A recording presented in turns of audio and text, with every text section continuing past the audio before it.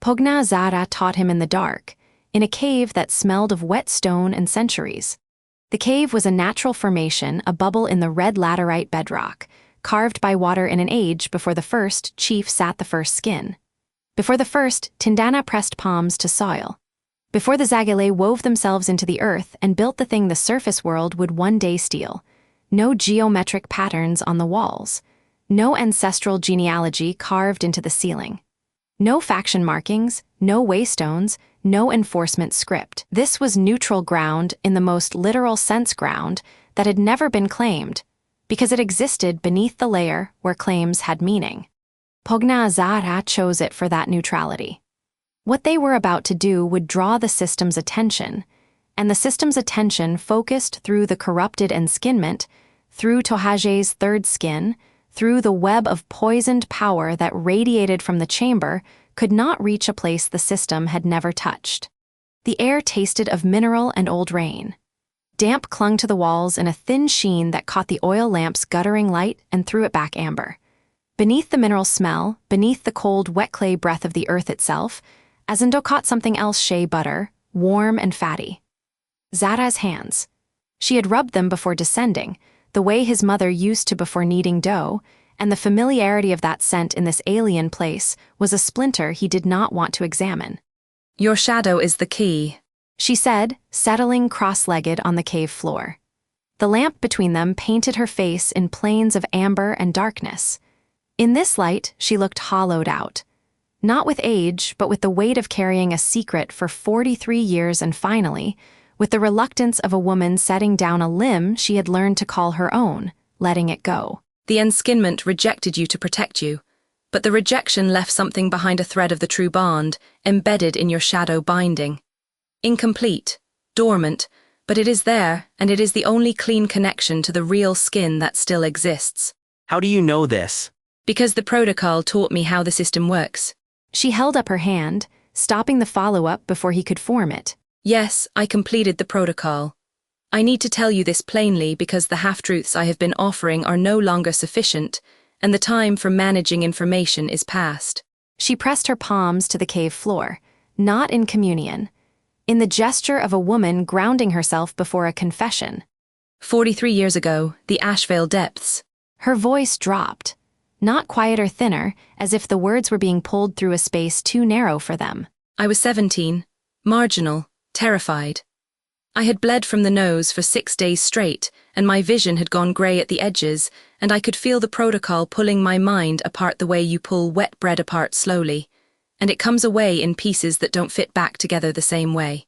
She swallowed, her throat moved visibly. The protocol broke my mind and rebuilt it around knowledge I was not prepared to carry, and I survived by a margin so thin that the protocol itself called it luck. A drop of water fell from the ceiling and struck the stone between them. The sound was enormous in the silence. Tohaje was right about me. She continued. I learned the truth, the Zagale, the unified system, the stolen fragments, all of it, and I chose to bury it. I sealed the protocol and walked away and built my authority on a system I knew was built on theft. Her jaw tightened.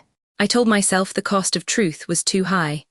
I told myself the factions would tear themselves apart if they learned their power was stolen.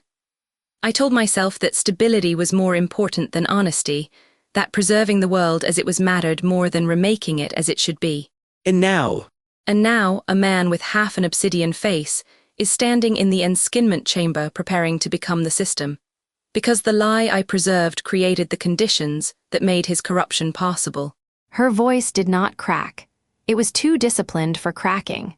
But the steadiness was itself a form of confession, the controlled precision of a woman who had rehearsed this speech in the silence of her own mind for 4 decades. So I will teach you what the protocol taught me, not the full knowledge we do not have 14 months. The one thing you need, how to use your shadow as a bridge. The training began with stillness. Not the stillness of meditation. Azindo had no patience for meditation, and Pogna Zara had no interest in teaching it.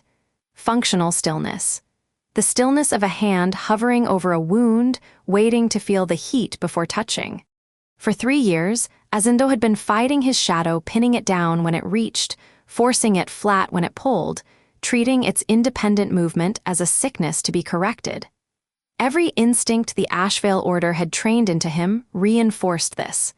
Shadow binding was a weapon, and weapons were controlled.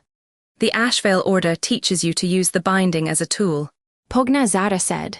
Extend the shadow, manipulate darkness, sense vibrations through shadow contact, all tactical uses of a single ability, the ability to project your awareness through darkness. But projection is only half the binding's function. She leaned forward, the lamp flame bent toward her. The other half the Order has never taught because the Order does not know it exists is reception. Your shadow is not a weapon. It feels. It reaches toward the thing that is broken the way a hand reaches toward a wound, not to strike, not to grip, but to touch. To know. Everything you have experienced since your candidacy, the shadow reaching toward the dying girl, the vision of the faceless figure, the bridge to the real skin, the independent movement you have been calling defiance, all of it, is the binding doing what it was made to do. Reaching toward what hurts. You have been treating it like a wild dog. As she said. But it is not wild. It is working. It has been working since the moment the true skin touched it during your candidacy and woke the part of the binding that the Zagale built to feel the system's pain. Azindol let the stillness settle. He stopped pressing his shadow down. He stopped willing it to behave. He simply let it be. His shadow, freed from the constant pressure of conscious control for the first time since the exile, uncoiled from beneath him with a fluidity that was almost grateful. It spread across the cave floor in patterns, not random, geometric, the angular script of the Enskinment's native language, drawn in darkness on stone. His shadow was literate. It had always been literate. It could read the Enskinment's language because reading it was its purpose, and it had been trying to show him what it was reading since the day the true skin had woken it, and the corrupted copy had gotten in the way. Good, Pugna Zara said. She watched the shadow patterns with the focused attention of a physician reading a wound. Now reach, not toward the chamber, toward the earth. Let the shadow extend downward into the bedrock, past the foundations of Ironhaven. There is a thread there, the incomplete bond from your candidacy, the connection the true skin created before the corruption severed it. Find it. Azindol reached. His shadow descended through the cave floor, through layers of laterite and sandstone, and the compressed geological memory of 10,000 years. It hit stone and stopped. The descent was wrong. Shadow binding was a surface thing, built for the horizontal plane of light and darkness. Going down was like trying to breathe water. His shadow spread against the underside of the first rock layer and could not push through. The instincts were wrong. Every technique the Ashvale Order had drilled into him was calibrated for surfaces, for the play of light and dark across open ground. None of it worked in the vertical. I can't get through. He said, his teeth were clenched. A headache was building behind his left eye, the old companion, the binding's price for effort. You are pushing. Pugna Zara said. Stop pushing. The shadow does not force its way through stone. It finds the cracks, the places where water has been, the veins where the rock remembers being liquid. He tried again, pushed, failed. The headache sharpened to a spike and something warm crept from his left nostril. He wiped it with the back of his hand. Blood dark in the lamplight. Again. Zara said. I just told you. You told me you cannot push through stone. I did not ask you to push through stone. I asked you to find the thread. Your shadow knows the difference even if you do not. Stop directing it. Let it feel. He bit down on his frustration, closed his eyes, let the shadow go. It went sideways first, not down. Sideways, sliding along the rock layer the way water slides along a tilted roof, and he wanted to yank it back, to force it downward where it needed to go, but he held himself still and let the shadow find its own path. It moved along the stone for what felt like minutes. Then it found something, a seam, a hairline fracture where water had eaten through the laterite over millennia, and it poured through like smoke through a keyhole. The sensation was disorienting. His awareness stretched through the seam, compressed to a thread, and emerged into the layer below like a man crawling through a gap in a wall. Below, the rock was different. Softer. The shadow spread and reached and found another seam, another crack, another place where the stone remembered being open. Layer by layer, crack by crack, his shadow descended. The root lines ran deep. Azindo could feel them as his shadow passed through their layer, a vast network of geological memory, carrying ancestral voices in patterns his binding could feel but not fully understand. The root lines were the Tindana's territory. His shadow passed through them the way a hand passes through warm air, aware of the warmth, unable to hold it. And below the root lines, deeper still, his shadow found the thread.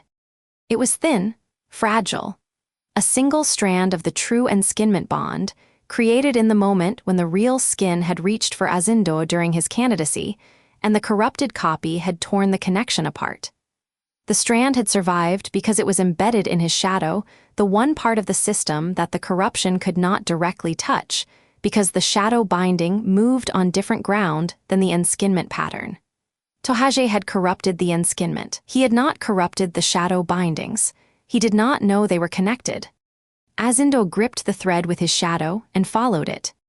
300 meters of bedrock, through the foundations of Ironhaven's oldest buildings, through the geological layers that separated the cave from the Enskinment chamber.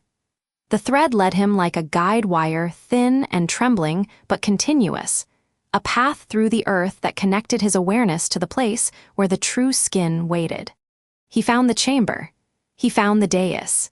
He found the corrupted copy's vibration harsh and angular, a wrongness that made his shadow recoil the way a tongue recoils from a rotten tooth. And beneath the corruption, deeper, quieter, almost completely silenced by 14 months of deliberate distortion. The real skin. Alive, the ancestral bond pulsing with the steady rhythm of something that refused to die. It was buried, suffocated, drained by 7 failed candidates whose stolen life had fed the corruption above. But it was alive, and when Azindo's shadow touched it through the thread, the response was immediate and absolute. The real skin spoke his name, not in sound, in pattern. In the geometric language of the ancestral bond, the mathematics of 1,000 years of legitimate succession. The shape that was Azindo, his unique mark in the Enskinment's native script, resonated through the thread and back through his shadow, and into his chest with a rightness that was not thought or feeling but bone. A key turning in a lock. A dislocated joint finding its socket. I can feel it. He whispered. It knows me. Build the bridge, Pogna Zara said. Her voice was steady, but her hands were not. They trembled against the cave floor, with the tension of a woman watching someone attempt the thing she had spent 43 years being afraid of. Hold the connection open, strengthen it. When the Damba alignment comes, you will need to reach the real skin through this bridge, bond with it, and complete the Enskinment before Tohage's third skin receives the renewal. You will have seconds, not minutes. The alignment amplifies everything at once: the corruption, the real bond, Tohage's third skin. The first bond to complete wins. Azindo held the connection. His shadow stretched between the cave and the chamber like a rope across a gorge, thin at first, trembling with the strain of maintaining contact across 300 meters of stone. But as he held it, as he stopped fighting the shadow and let it work, the bridge strengthened. The thread thickened. The cost hit. Gray crept into his hair at the temples. He could feel it, a prickling, a dying, each follicle surrendering its color like a tree shedding leaves in dry season. His nose bled freely now, a warm line down his upper lip that tasted of copper and salt. His arms shook. The cave smelled of blood and wet stone and Zara's shea butter and his own sweat, and the combination was so thick he could chew it. Then his shadow heard something else. Not from the Enskinment chamber. Not from the corruption or the real skin or the dais. From below. From deeper than the chamber, deeper than the foundations, deeper than the root lines. A vibration rising through the system's deepest layers, the sealed ground where the Zagale guardians slept and stirred and screamed for someone to hear them. The signal hit him like an earthquake in his marrow. Not sound, not vibration. Something that bypassed his ears entirely and shook the bones of his arms, his ribs, the small bones of his inner ear. His teeth rang with it. The cave floor hummed. A pebble near the lamp rattled and fell still. Pognazada's hands flew from the floor as if the stone had burned her.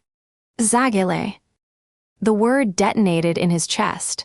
Not a message, a summons, a hand reaching up through 1,000 years of silence and gripping him by the spine. Come, not to a place, to a purpose, the rejected one, the shadow that feels, the bridge between the corrupted surface and the buried truth. And through the bridge, through the root lines, through the deep ground beneath them, all Azindo's shadow felt other signals. Other responses.